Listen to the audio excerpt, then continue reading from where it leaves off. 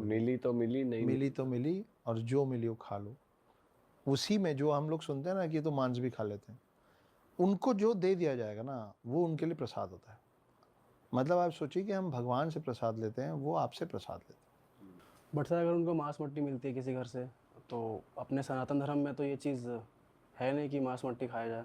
भाई पहली बात तो ऐसा किसी भी धर्म में नहीं लिखा हुआ है कि मांस मच्छी खाओ, ये कोई रूल नहीं है। लेकिन ये भी सच है कि आज भी आपके और मेरे कनाइन टीथ हैं, ये वाला दांत थोड़ा सा, क्योंकि हम लोग शुरू से जब हम कल्टीवेशन नहीं सीखे थे, मैं बात कर रहा हूँ बलराम, जो कृष्ण के भाई बलराम थे, उनके पहले के जो अवतार रहे हैं, है ना, तो नरसिम्हा अवतार डिपिक्शन है इस बात का कि आदमी पहले मांसाहारी था, इसीलिए शेर का चेहरा है। हम उसको सीधे अपने भगवानों से जोड़ देते हैं, वो भी अच्छी बात है, उसमें कोई दिक्कत नहीं है, लेकिन हर चीज़ के पीछे कारण भी तो हैं।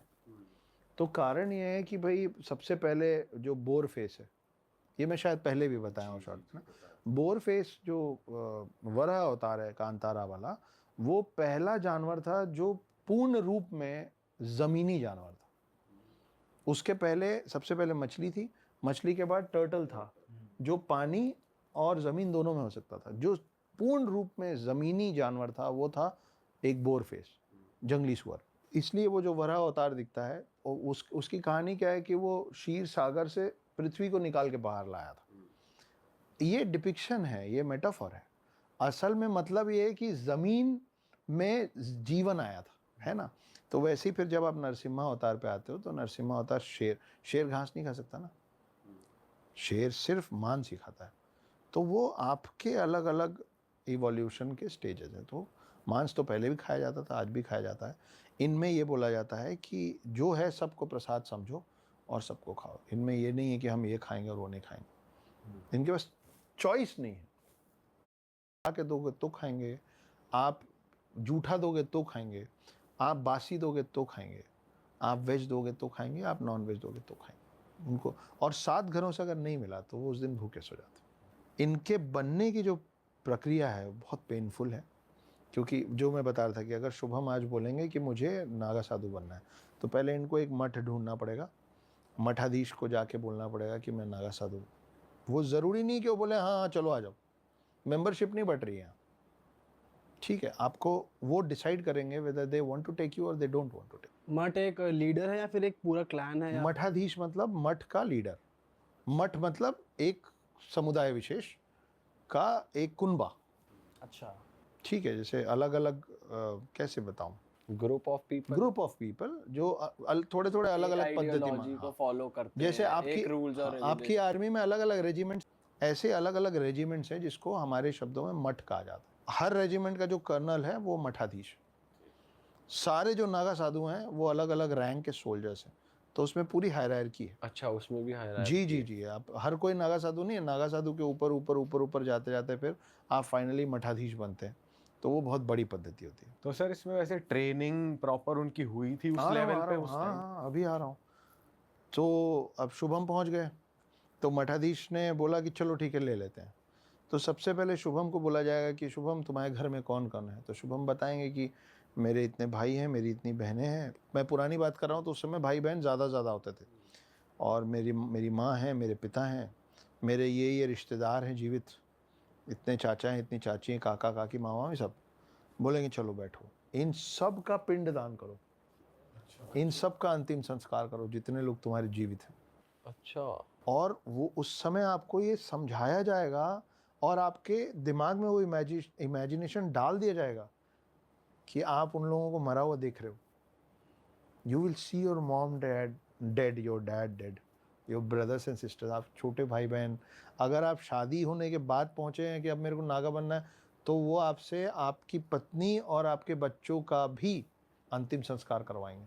अघोर कल्चर में खुद का करवाते हैं, इसमें भी करवाते हैं। इसमें भी करवाते हैं। अच्छा। जब आप सबका कर लेंगे ना तो उसके बाद बोलेंगे चलो अब अपना पिंडदान करो। तो पहले उन सब का पिंडदान इसलिए करवाया गया है कि आप अपने सारे रिश्ते नातों से के मोह पाश से कटो। उसके बाद आपका पिंडदान इसलिए कराया गया आप ही से कि आज तक के जीवन में आप जो थे वो आज से खत्म। अब उसके बाद आप ये नहीं बोल सकते कि आपसे कोई ये पूछेगा कि what is your favourite colour, तो आप ये नहीं बोल सकते कि yellow and black and white. And navy blue, no, फिर आपका कोई कलर नहीं है, फिर आपका नाम शुभम नहीं है। तब मठाधीश आपको एक नया नाम देगा और आपको कुछ चीज़ें दी जाएंगी उसके साथ। एक त्रिशूल दिया जाएगा, एक रुद्राक्ष की माला दी जाएगी, एक झोला दिया जाएगा, एक भगवा कपड़ा दिया जाएगा। वही है बस आपका पूरा संसार उसके बाद। और परिवार के नाम पे वो नागा साधु ही हैं आपके बस। कुछ साल रिग्रेस ट्रेनिंग होती है। अब मैं आपके सवाल पे आ रहा हूँ।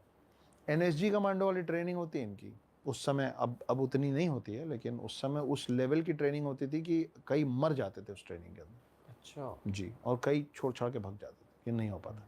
और जब ये पूरा हो जाता ना, सॉरी मेरे को पॉडकास्ट में बोलना पड़ेगा क्योंकि ये सत्य है, तो उनके लिंग को खींच के उसको बहुत ज़ोर ज़ोर से झटके दिए जाते हैं।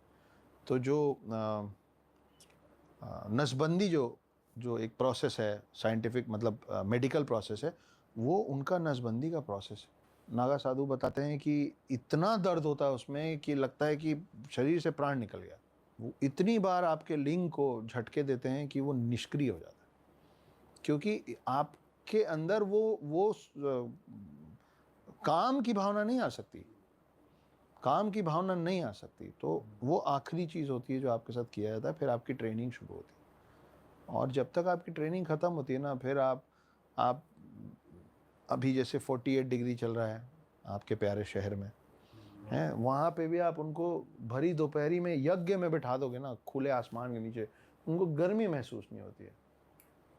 उनको आप बर्फ़ में भेज दो, वो ज़्यादातर बर्फ़ में ही रहते हैं, क्योंकि नागा साधु और अघोरी लोग जो जिस लेवल पे तप करते हैं, मतलब तपस्या करते हैं, मेडिटेशन करते हैं, जब आप मेडिटेशन करते हो, कहीं भी फोकस करते हो, तो आपके बॉडी में बहुत ज़्यादा एनर्जी का प्रवाह होता है। एनर्जी की तासीर हमेशा गर्म होती है, इसलिए ये लोग ठंडी जगह पे पाए जाते हैं। और इसीलिए इतनी ठंडी जगह पे भी बिना कपड़े के होते हैं, क्योंकि इनके शरीर में बहुत ज़्यादा गर्मी रहती है। वही गर्मी इनके स्वभाव में दिखती है। जब आपका ब्लड प्रेशर हाई रहता है तो आपको बात बात पे गुस्सा आता है ना। ज़्यादातर लोग जो ब्लड प्रेशर की दवाई खाते हैं उनके साथ प्रॉब्लम है कि छोटी सी बात में अचानक भड़क जाते हैं, फिर बाद में माफ़ी भी मांग लेते हैं, लेकिन उस समय उनके कंट्रोल में ही नहीं रहता है, क्योंकि उनका बीपी हाई रहता है।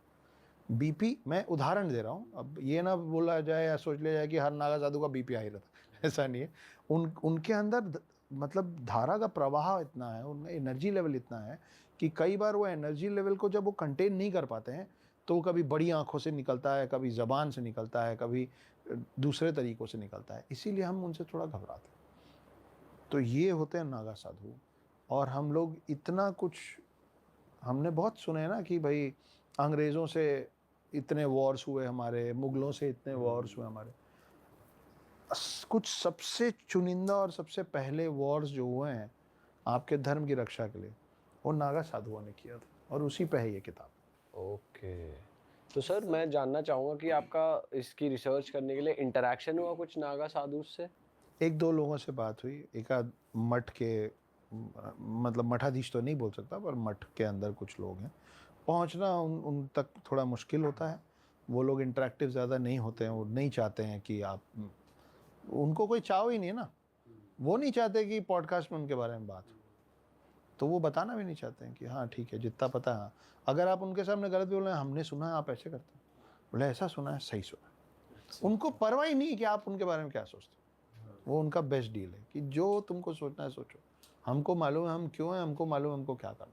तो ये बहुत बड़ा शक्ति प्रदर्शन होता है जो कुंभ का मेला होता है।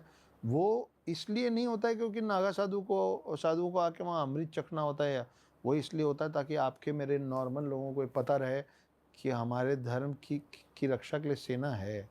वो आके इट इज़ लाइक 26 जनवरी को परेड होता है ना, वो शक्ति प्रदर्शन है ना, देश का शक्ति प्रदर्शन है for all the other countries कि देखो बस हमसे मत, नहीं तो हमारे पास ये है। वो कुंभ के मेले में नागा साधुओं का जत्था जो जमा होता है सारे मठ के, वो इस बात का शक्ति प्रदर्शन है। और ये आप लोगों को रात को जब पुराने लोग सुनते थे ना, जागते रहो, तो आराम से सो जाते थे। उनको मालूम होता था कोई है जो आज आप आराम से सो जाता है, वो मालूम है पुलिस है। करेक्ट। ये वही कर रहे हैं कि हर 4 साल में, या आपको रास्ते पे थोड़ी ना दिख रहे हैं,